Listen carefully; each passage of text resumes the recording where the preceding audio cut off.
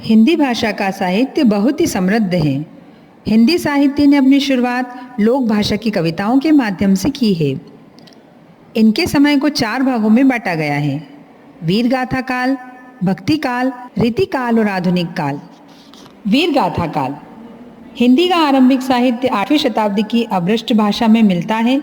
8वीं शताब्दी से लेकर 14वीं शताब्दी तक का समय आदिकाल का कहा जाता है। इस काल में राजा महाराजाओं की वीरता से भरी रचनाएं उनके दरबारी कवियों द्वारा लिखी गई थी। पृथ्वीराज चौहान पर लिखी रचना पृथ्वीराज रासो इसी काल में लिखी गई थी। 4 हाथ 24 गज, अंगुल अष्ट प्रमाण, का ऊपर सुल्तान है, मत चूको चौहान। हुंकार उठी है घनन घनन, उड़ा बवंडर सनन सनन, गूंज पड़ी है झनन झनन। पास नहीं तू भटक फटक, को नजर में न खटक अटक, तारेगा तुझा में भवानी ओढ़े तन पे केसरिया। ओ पृथ्वीराज चौहान, क्षत्रियों की आन बान, वो देश का स्वाभिमान।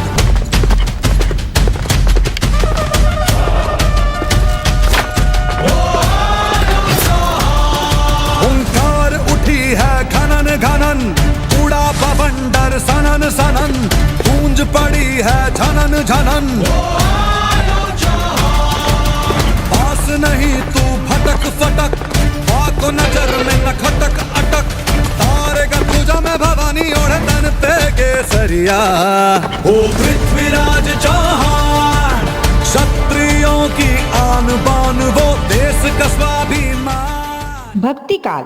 हिंदी साहित्य के इतिहास में भक्ति काल बहुत महत्वपूर्ण स्थान रखता है। ये लगभग 13वीं शताब्दी से 17वीं शताब्दी तक का समय था। इसे साहित्य का स्वर्ण युग भी कहा जाता है।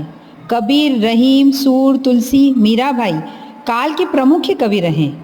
इस काल में भक्ति की धारा ऐसी बही कि इसका नाम ही भक्ति काल रख दिया गया।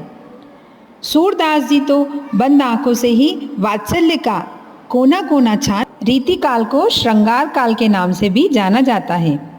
इस काल में दरबारी कवियों ने राजा महाराजाओं को खुश करने के लिए अधिकांश श्रृंगार रस से भरी रचनाएं लिखी थी। रीति काल के बाद के युग को आधुनिक काल कहा गया है। इस काल में पद्य के साथ साथ गद्य का भी विकास हुआ। इस काल में राष्ट्रीय भावना का बहुत विकास हुआ।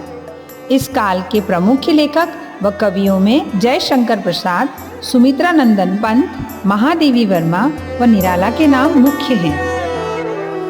क्या कहती हो ठहरो नारी, संकल्प अश्रु जल से अपने, तुम दान कर चुकी पहले ही जीवन के सोने से सपने।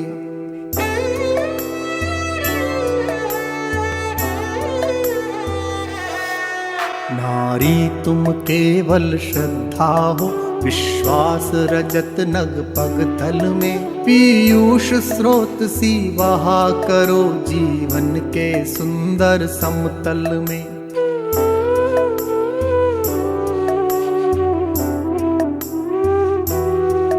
देवों की विजय दानवों की, हारों का होता युद्ध रहा, संघर्ष सदा और अंतर में जीवित रहे।